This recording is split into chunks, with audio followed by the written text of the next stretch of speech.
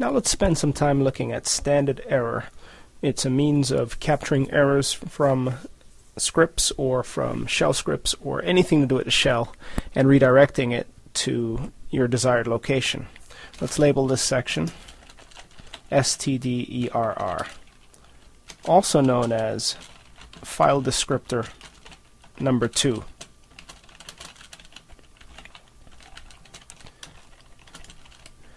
So standard error features the ability to route errors from scripts /bash process or processes. Whenever you execute a bash process, whether it's in a scripted form or a one-off from the shell, if an error message is generated, you may then capture that error and reroute it to somewhere useful, such as to the screen or to a file. Those areas include routing of stderr to file, stdout, which is a screen, or some other facility. By and large, you'll spend time routing stderr or standard error to a file or to standard out to the screen in the event that you'd like to see it. So how does this all work? Well, what we need to do is test a process such as ls. So we'll use ls to generate stderr or standard error messages. Now we've got a shell open on the SUSE box. Let's open a local box shell as well, a new sudo terminal on our local system. We don't need to be root on a remote system in order to test standard error. Now let's do an ls of LCBT *. If there are any entries in the current directory that match, then ls dumps the output without errors. So that's understood.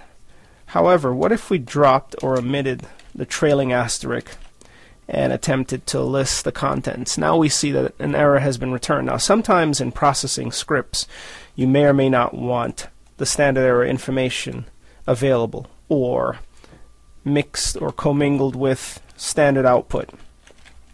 And that's where being able to strip off standard error becomes quite useful. Now when we echo the exit status after having run a fail command or bad command, we see that it's no longer exit status 0, but rather exit status 2 in this particular case. Now standard error isn't always fixed to exit status 2. It can be anything that's non-zero. So note, stderr messages are all but exit status equal 0. So, i.e. exit status 2, 127, 1, etc. So anything but 0 qualifies as a standard error message that should be interpreted in some way within the context of your application. So we've attempted to list a document which doesn't exist. Now, of course, if we were to create that document and then relist it, it lists rendering a non-error. Let's try it again. Non-error. Let's remove LCBT and then rerun, followed by an echo of the exit status, and we see that it didn't run. So because it didn't run, or because an error was returned, then the exit status didn't run. So we could have used or, for example, causing the exit status to run. So that's standard error in a nutshell, dumped to standard out. Now how do we split this information out? Well, the file descriptors are as follows. Let's just note them. The following file descriptors are mapped to stdin, stdout, and stderr. stdin, 0, standard in, supplying input to your application. 1 for standard out. and 2 for standard error, which means whenever you redirect, you need to keep into account with respect to output redirection 1 and 2. 1 being standard out, 2 being standard error. So with that said, if we want to redirect errors generated by the ls command,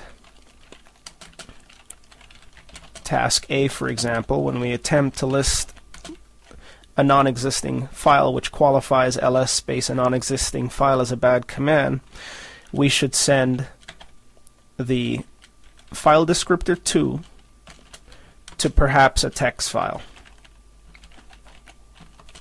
So this dumps stderr to text file. Let's try it to see how it behaves from the shell when we execute it. Notice no error was dumped to the screen. However, if we echo the exit status, clearly it's a non-zero exit status indicating that there was an error, which now means that we should have a file, errors.txt, and indeed we do. Let's cat the contents of errors.txt, and there's the error that would normally appear on standard out or on the screen. So by selecting file descriptor 2 and sending it using output redirection to errors.txt, we've redirected or stripped standard error from standard out, which leads us to another note. The default output location for standard error for most commands is simply standard out, which is why when we executed ls with a non-existing directory, we saw the error on standard out. And that's what's meant by executing. Let's rerun that to show you. When we ls a non-existing file which generates an error, the error is dumped to standard out. But when we redirect to a file, it goes to the file instead of standard out, which is file descriptor number 1. Which leads us to another point. We've discussed output as well as append redirection. If you are constructing a bash script and you use append or output redirection, that is, it will not behave like append redirection.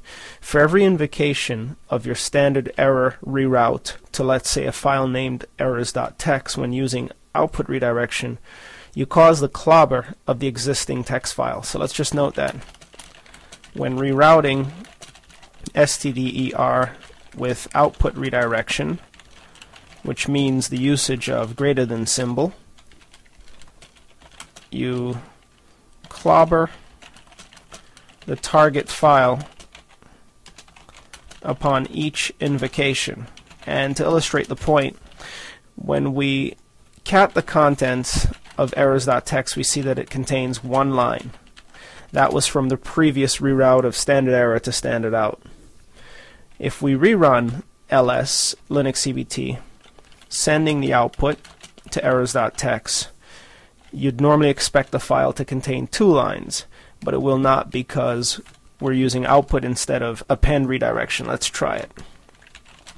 Echo the exit status, it's non-zero as expected. Now let's cat the contents of errors.txt, and as you can see, it contains 1 line.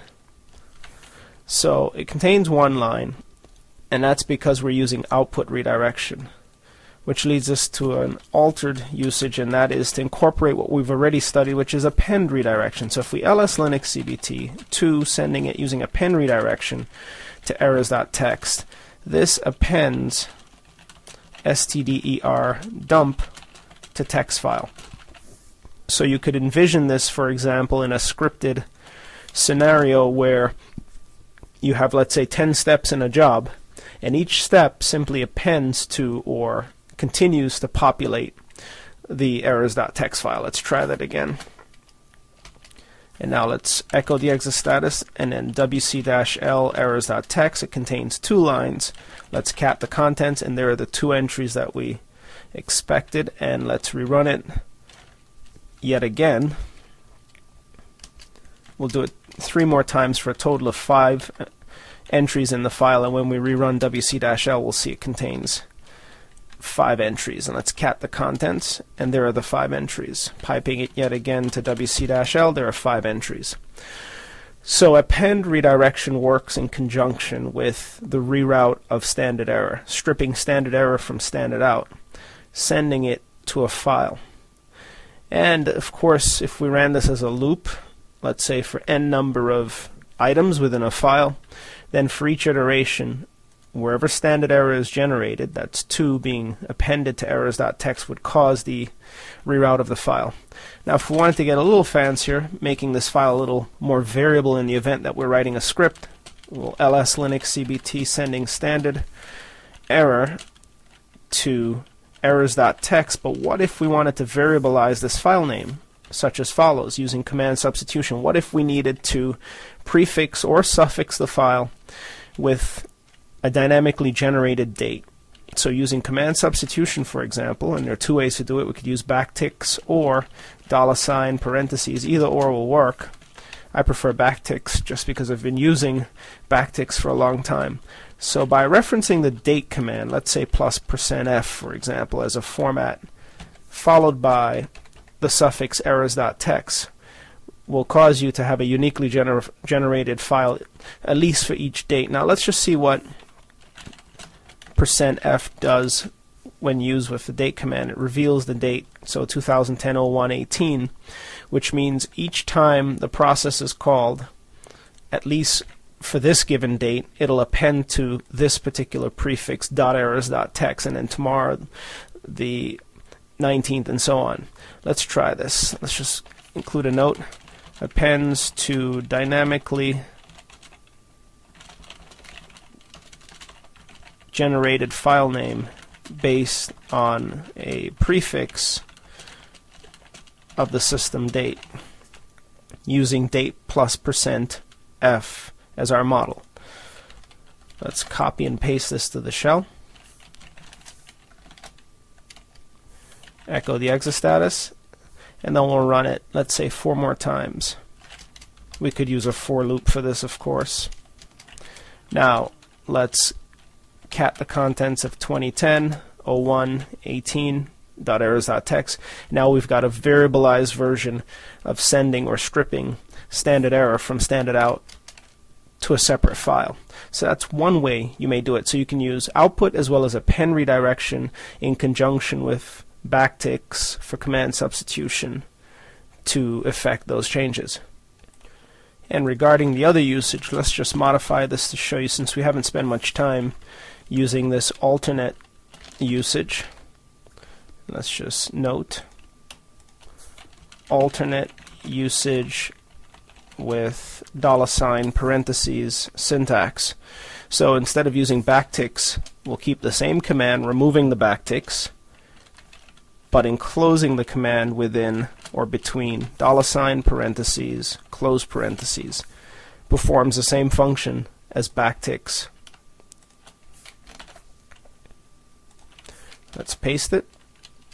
Echo the exit status, it's 2, and we'll run it a few more times. Then we'll ls 2010, and there it is. We'll cat 2010, and as you can see, it contains 11 entries. So using both methods of command substitution, we're able to populate the standard error file. Now there are other ways of routing standard error. As we've mentioned, many commands, if not most commands, default to dumping standard error to standard out. But there's a way you could explicitly dump standard error to standard out if in the event that your command doesn't support it. So for example, ls non-existing file, or bad command, or command that will throw an error, sending standard error and adding it to standard out.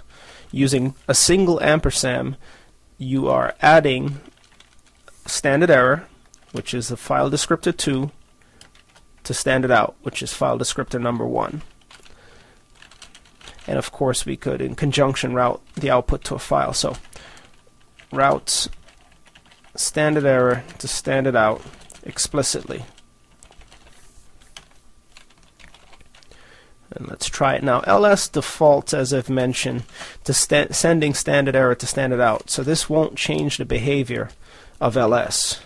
But for other commands that suppress standard error, you could cause those commands to send the standard error to standard out, which may be of use for you. In the event of debugging, for example, oftentimes when debugging, you need to see standard error on standard out so that you can make decisions quickly or debug quickly. and consequently rectifying any problems with your process. So standard error can be sent to standard out. And conversely, you may send standard out, let's say ls Linux CBT, standard out onto standard error. So for example, you could list the default output that should appear from your ls command or any command, but instead of having it show up on your screen, send it to the standard error facility, which you could then subsequently send to a file. So routes stderr or stdout to stderr explicitly. So that's another example. Now again, using ls is a simplistic example of this sort of execution, but because ls by default dumps its standard error on standard out, so we don't see a change with ls. But with other commands, if you consult the documentation of other commands to see the nature, the default behavior of the command. Some commands, for example, like daemons, are designed to be backgrounded and to not send any if or all if any information to standard out, but rather to files. Sometimes you may want to start, let's say, the Apache process or some process sending its standard error to standard out so you can see what's going on, or sending standard out to standard error, which ultimately ends up in a file. Now yet another usage of rerouting these messages is to route, let's say for example, standard error to standard out, and then sending everything to one particular text file. So ls Linux CBT as an example, we'll use append redirection, and we'll use the second or alternate command substitution method using $ and a set of parentheses, %f errors.text. Now this will send the output to the text file, but we have not yet told the bash shell what to send to the text file. By default, this sends standard out as well as standard error. Anything that comes from the ls Linux CBT command, which we know will fail, will end up in errors.text or in the date prefix.errors.text. But to be more explicit, we could indicate 2 greater than &1. This sends stderr and file descriptor number 1 to the file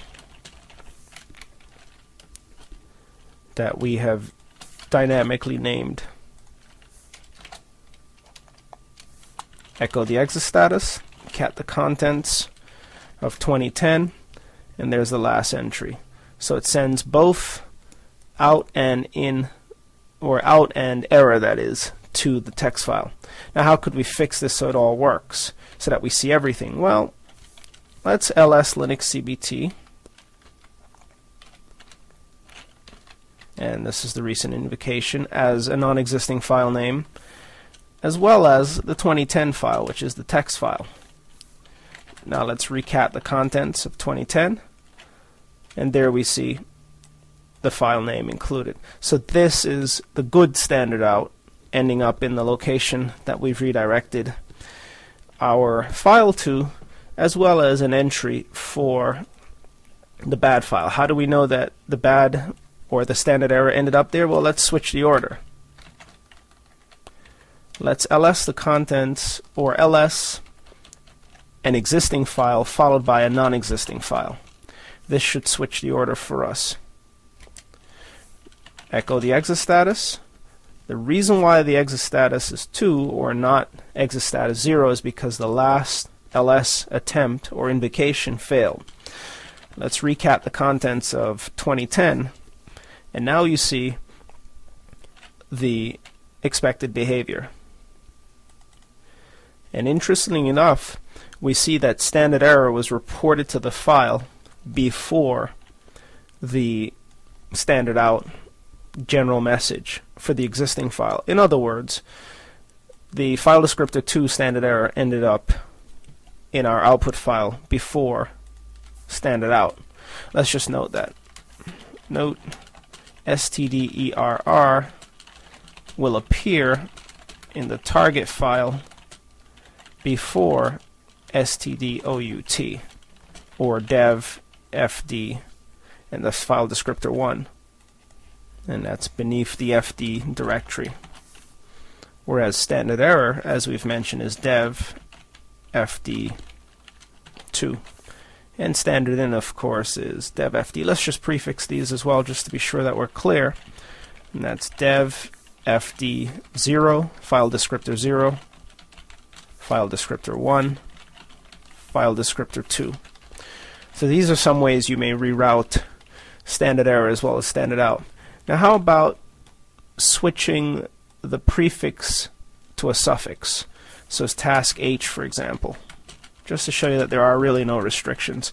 We use the recently executed command ls a failed or non-existing document using append redirection, and instead of a variableized or dynamic prefix, we'll make the prefix static, so errors.text dot command substitution date plus %f. So the file name will have a suffix of the date. And let's just include a note here. Replaces the suffix with the prefix, or switches. Let's try this from the shell to see what new document is created, if any. If there are no errors, it should execute, and we're missing our file descriptors that we'd like to have rerouted, 2 and 1.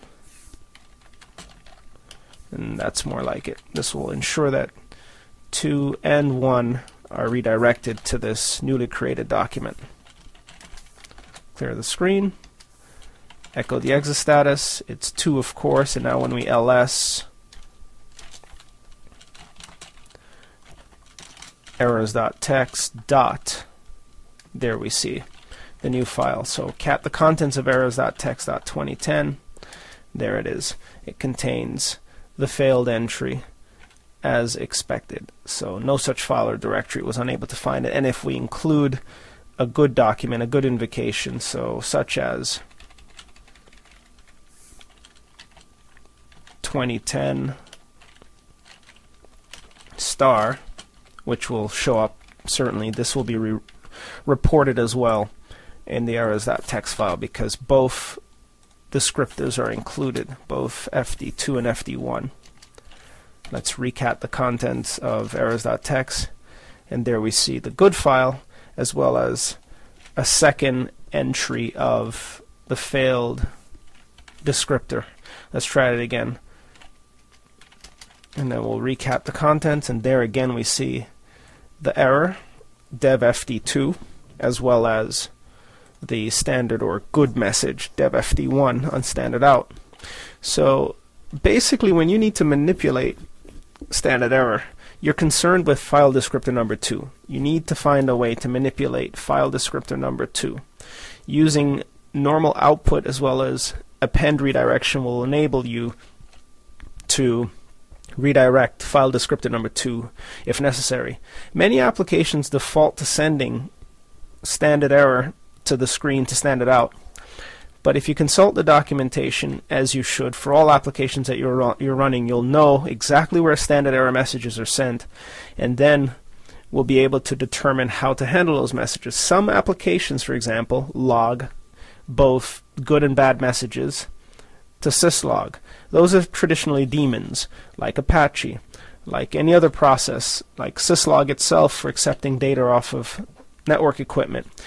They don't log to the screen for you to see, and those applications present opportunities for you to send debugging information to the screen by rerouting standard error as well as standard out, or by calling some option upon invocation of the program which effectively sends standard out as well as standard error to the screen for you to see it, but they call it debug mode. So oftentimes when you turn on debug mode, that's all that's really happening behind the scenes, and we should just note that. Oftentimes when debug mode is invoked,